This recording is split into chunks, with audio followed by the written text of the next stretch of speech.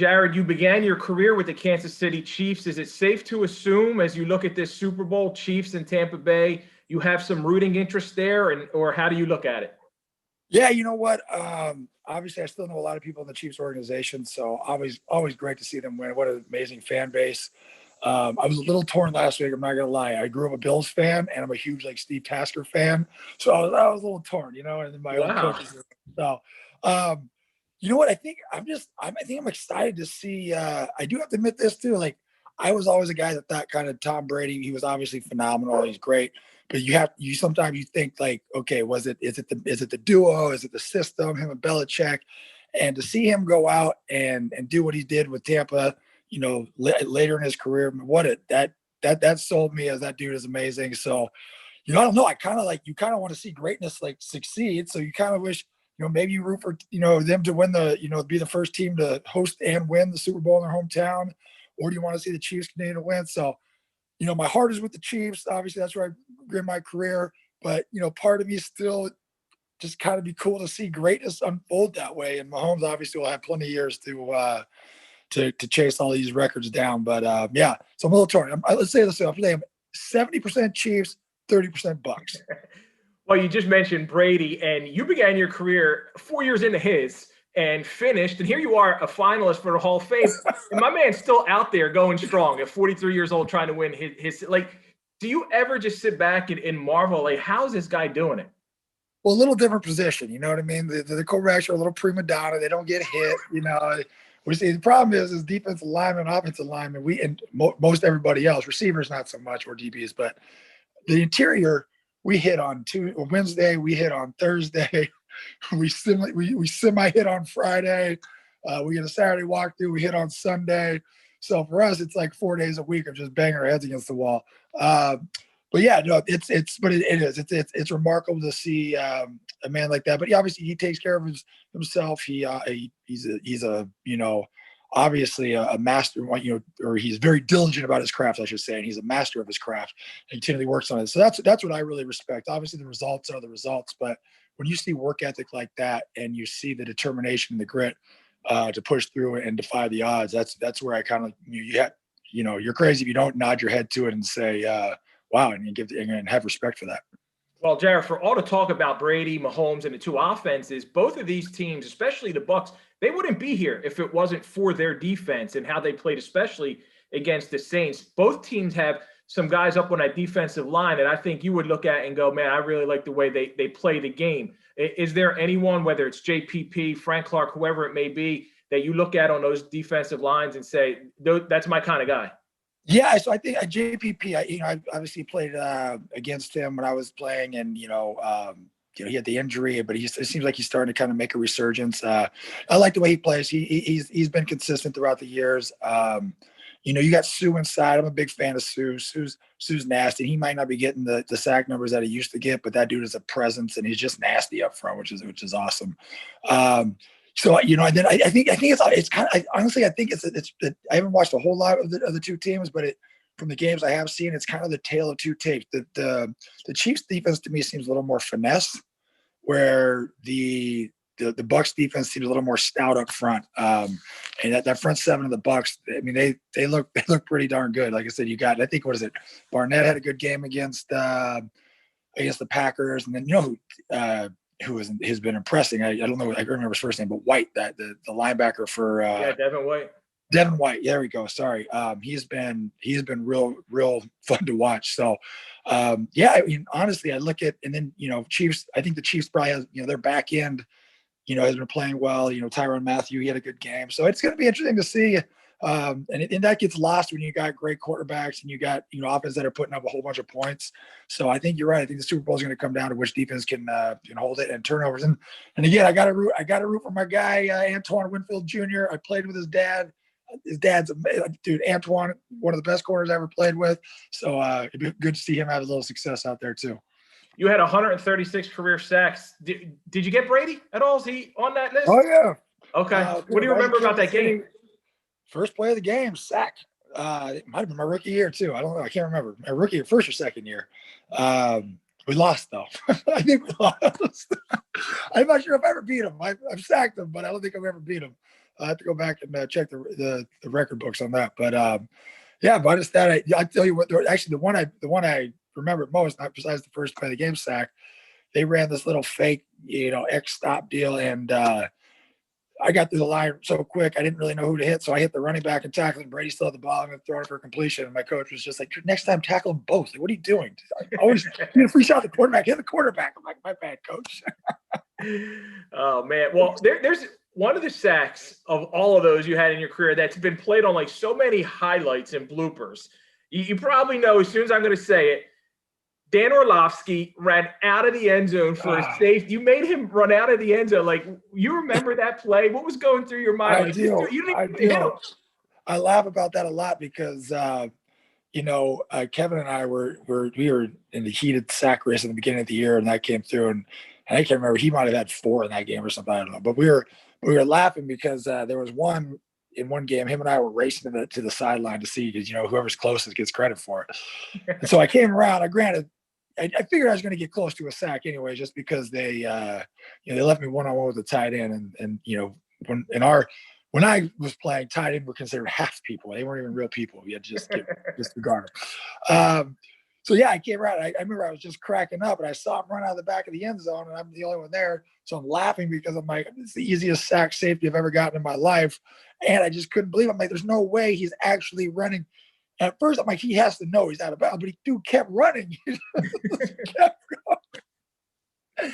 Oh, so yeah, I laugh about it today. Everybody, they give me it's what it's like. What it said. It's a blooper. It's a highlight.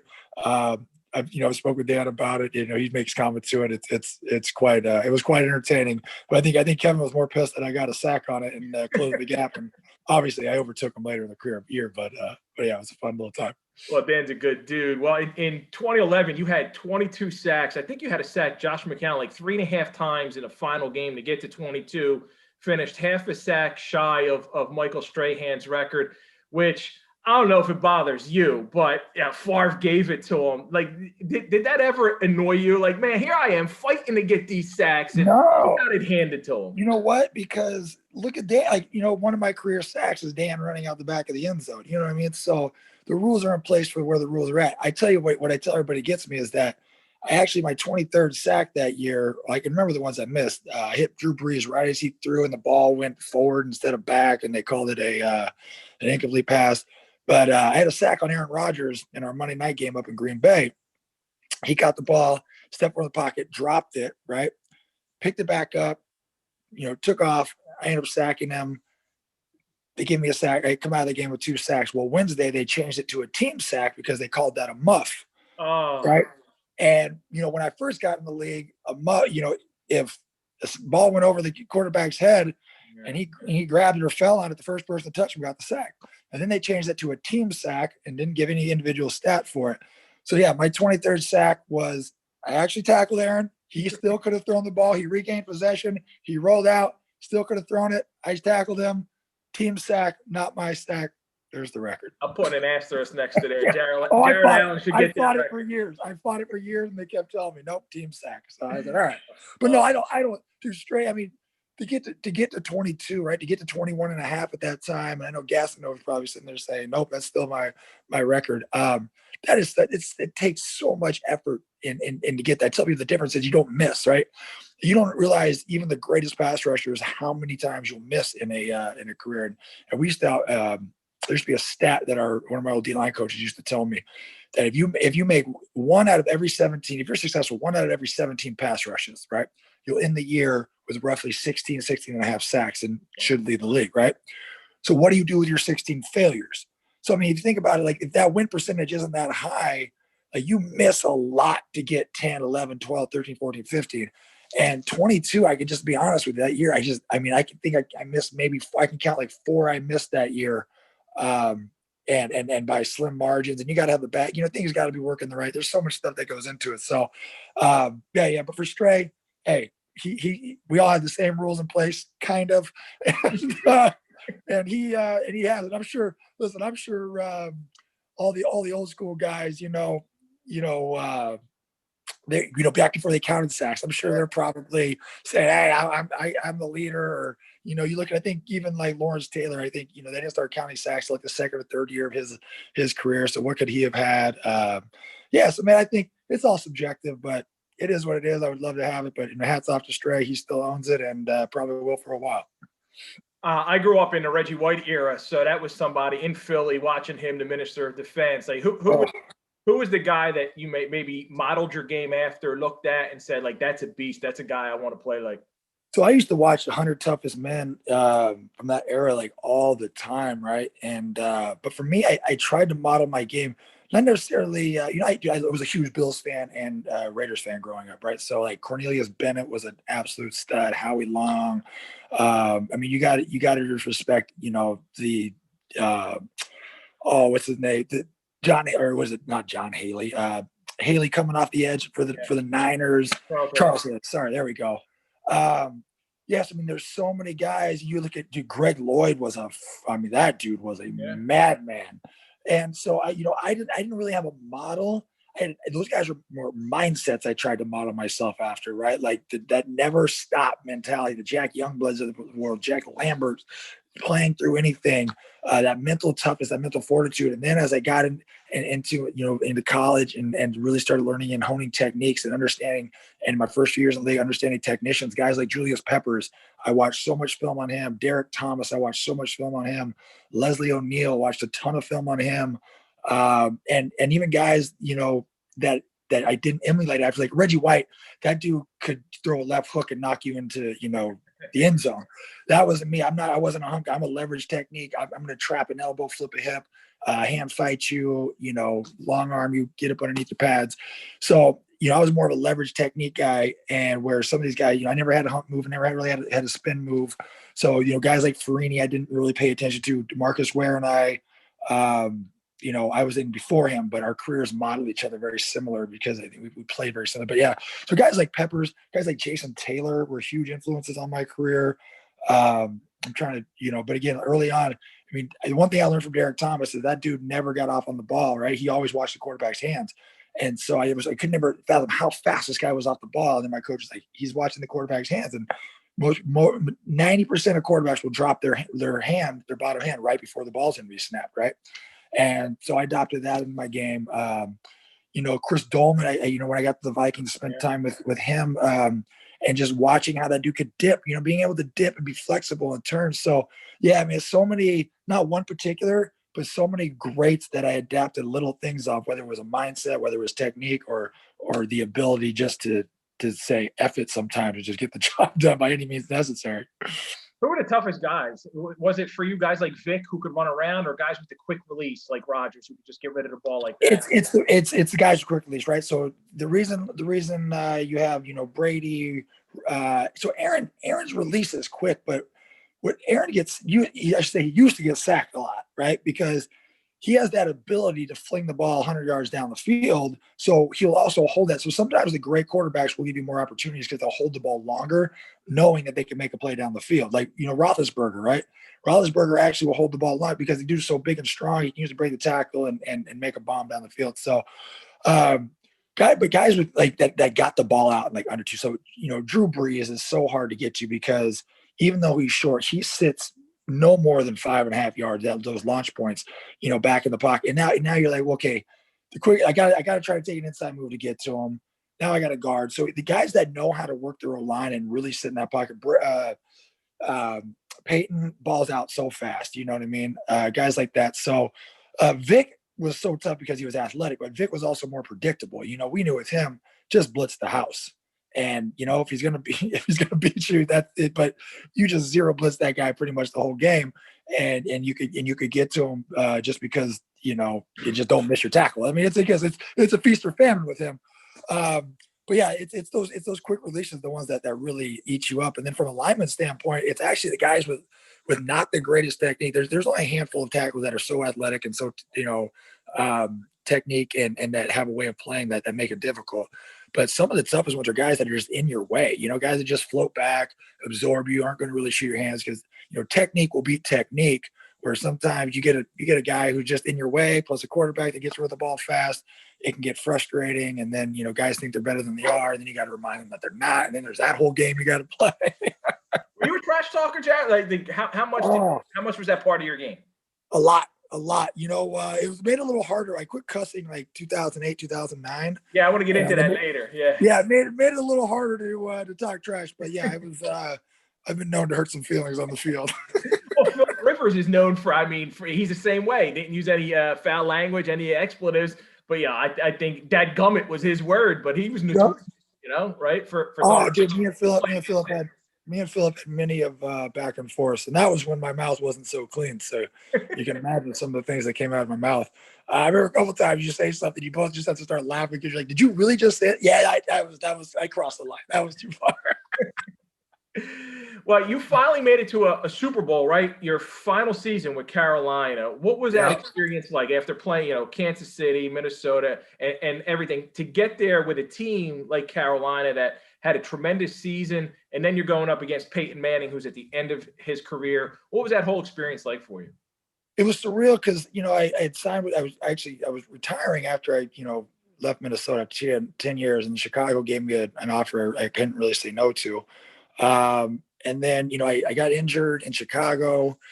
It just kind of was dealing. I ruptured my L5 twice my last year. Then I got to Carolina. I was like super excited to be there, to get my hand back in the dirt and finish my career out there. I really just wanted to have fun. So I tell you what, it was an amazing season because my first walk through there, getting ready to go play Tampa, my hip gets banged and I rupture my L5 again. Couldn't lift my heel off the ground for like 3 weeks. So I was dealing with that. And, but I tell you what, I preface it all the time because I say the good Lord always puts you where you need to be. Right. And the whole reason I played a couple more years because my last year or so in Minnesota, like football just wasn't fun. I mean, you're losing, you got coaches turnover, and you're just in this place where you go from, being up at the top and you're watching the team that you helped build to the NFC title game, slowly kind of decline. And so I told my wife, I just want to play. I just want to have fun playing football again. And then, the Chicago, kind of debacle. We lost the coach there, and you're back in, another coaching transition. And I'm just like, oh my goodness. And when I got to Carolina, it was exactly what we were looking for. Man, that team was so fun. Coach Rivera, he has such a great way of understanding how he has full absolute control of his team. Yet he has a locker room system that is led by the veterans, right? And you got enough young guys to keep it fresh and keep it fun. And I tell people all the time, I said it's amazing that if you look, the most success that I had in my career was with Carolina, based on the fact that we went to the Super Bowl, and that's ultimately as a team sport, that's the best go. But it was the least success I had, individual stats.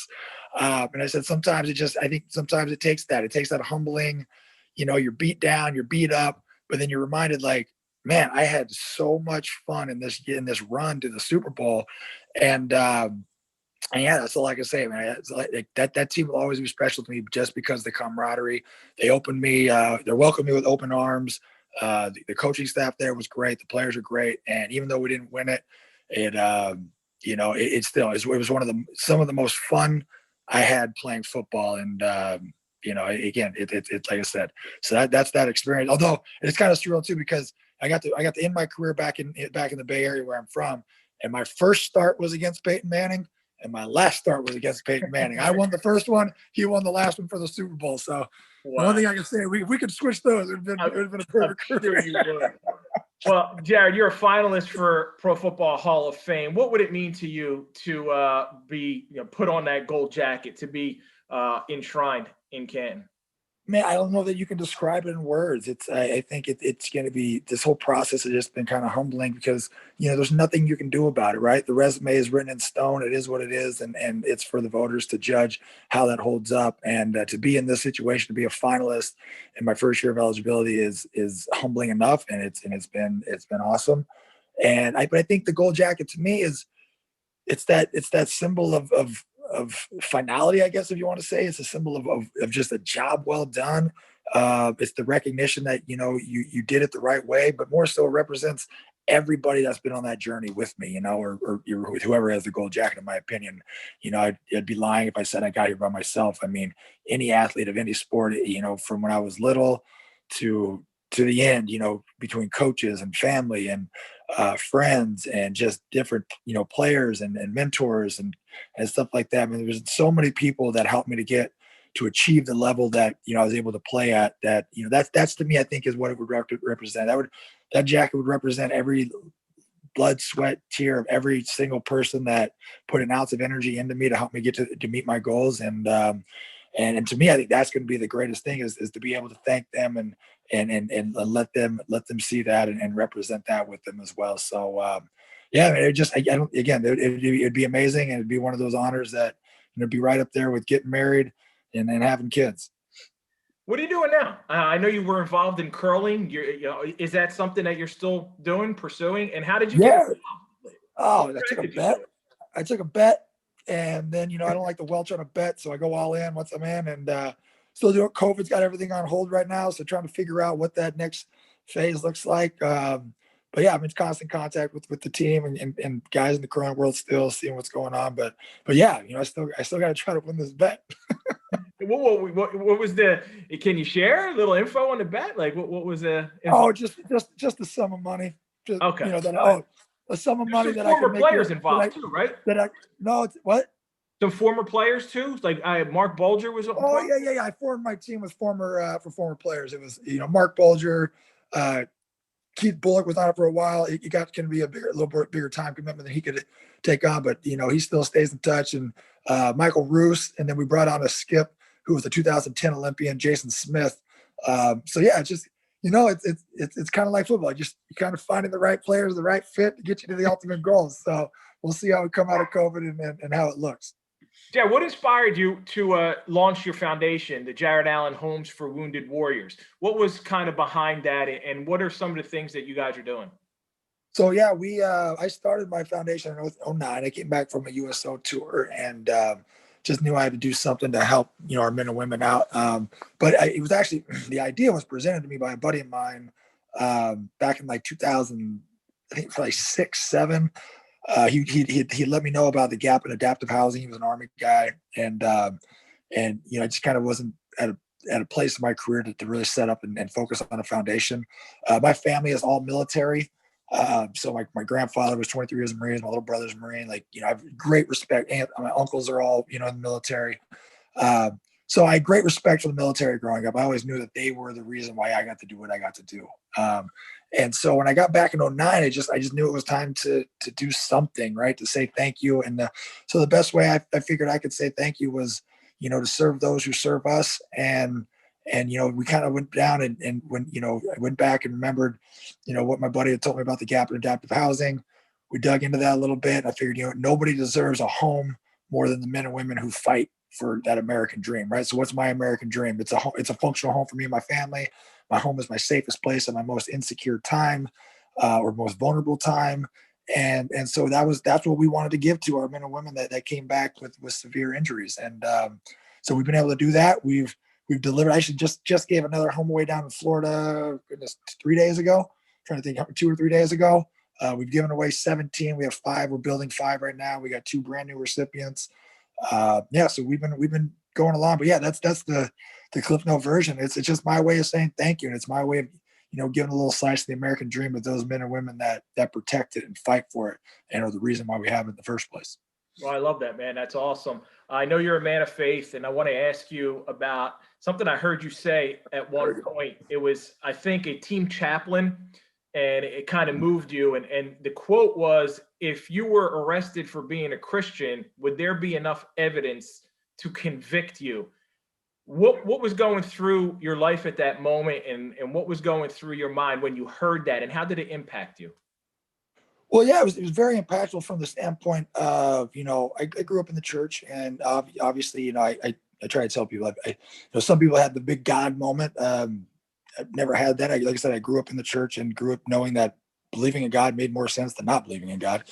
And, but, I laughed at Joe. I said, I always had that, that heart rate monitor, you're young and you're out there, Jesus, you go to church, you understand exactly who he is, but you're still out having fun. And, Saturday morning, you're like, oh, Lord, get me through this one. I won't do it again. I won't do it again, So what I think, going back my last year in Kansas City really started to hone in, after, I got in some trouble. I just, talking with, friends and family and my pastor growing up, my best friend's dad, he's passed now, but he said to me, he said, Jared, and excuse my French, but he said, the world has enough assholes. We need more moral heroes. So either you're a jerk and that's who you are, be who you are, right? But if you claim to be a man of faith, who I know you to be, you grew up, you have a good foundation, right? Then that's who you need to be. So that's what really started it. But I still cuss, like I said. I think part of it was I still thought that if people knew I was a Christian, the fact that I like to, go out and have a cold beer or something like that, you're going to be judged. I think too many people, they view themselves as a Christian through how they think the secular world is going to view them versus understanding what's in your word and understanding, how God views you. Right. And so Jeff Seaman, I'll never forget it. We're sitting in chapel in Minnesota and like I said, I started diving back into my faith a little in 07 and stuff like that. But it was, 08 when I was there. Tom Lamphere, our chaplain, and I remember he invited me Bible study, and I totally spaced on it. I forgot to go, so I guilted myself into going the following week. But Jeff Seaman said, it was the chaplain, exactly your quote was, if you were arrested for being a Christian, is there enough evidence to convict you? And I weighed on me. I was in my room that night, and I was just like, there's not. I mean, I cuss like a sailor. Like my closest friends and family know I love the Lord, right? I was starting to get back into my Bible and read more, but I was like, man, I cuss like a sailor. And so I just decided, you know what, I'm gonna, if one thing I can do, in James, he talks about, controlling your tongue, right? How we praise the Lord and then we curse our fellow man or curse our brothers. And that was the one thing I thought I could do if I could make little change, if I could slowly start to change the way I speak, maybe then, that it, and again, so I started making little changes like that. And so I tried to quit cursing just because, I felt, you need to represent who you are on the inside, if I'm a man of faith, you need to represent that outwardly. Right. And I don't think, again, I don't think people need to go Bible beat people to death because another great line I heard one time, loving the Lord is like, it's like loving steak, right? If somebody that's never had a steak before, if you go put a bunch of salt on it, they're never going to eat steak again. But if you give them the word and slow and let it cultivate and let them realize and understand what their personal relationship with Christ is and what the Bible, means to them and yada, yada, that it's more authentic, obviously. And people grow more thirsty for it. But yeah, that was it. And so and then I just, again, by making small little impact changes in my life, I realized the smaller changes I made had a greater impact. And I think too many people try to, like I said, cold turkey doing something, or they have this perception of what they think their pastor thinks they need to be, or what they think the world as a Christian views them to be. And you're never going to live up to that. Right. The best thing I could describe it. And as I got more into my word and like I brought it to the Bible study, because then, I was like, crap, I forgot to go to Bible study. And I felt bad. And it's like, man, I want to be prepared when I go to Bible study. So now you're reading so you're spending that time of the week in that chapter that you're reading. And then I slowly developed habits. I try to get up in the morning, read my Bible every morning and start my day with that. And again, the more depth I got in the word, the more strength I got is I don't care what people think of me, right? Like I generally don't care. Like I'm good here. I don't need to be good out there. So, so I think that's, really just changed my mindset. But that one chapel was really impactful because it was more of what you're doing internally needs to show externally and then, obviously live out the word of God and all that good stuff. So yeah, that's the Cliff Note version of kind of what took place. Jared, that's awesome, man. I appreciate it. Like you just said, if you live your life to please other people, you probably aren't going to be pleasing God. So great stuff, man. And thank you. And good luck with the Hall of Fame. I hope to see you. It's going to be different this year. Yeah. Usually it's Saturday night, the night before too. It's going to be different, but hopefully you get that call, brother. Absolutely. We'll see. Either way, I said the plus is that I don't have to sit in a room and wait for a knock or a phone call now. So there's always something. There's always a positive. There's always a positive. My wife jokes and says selfishly, she goes, if you get in next year, at least we can all gather and enjoy the whole experience. In LA too, right? So it's not bad. Oh man, thank you, brother.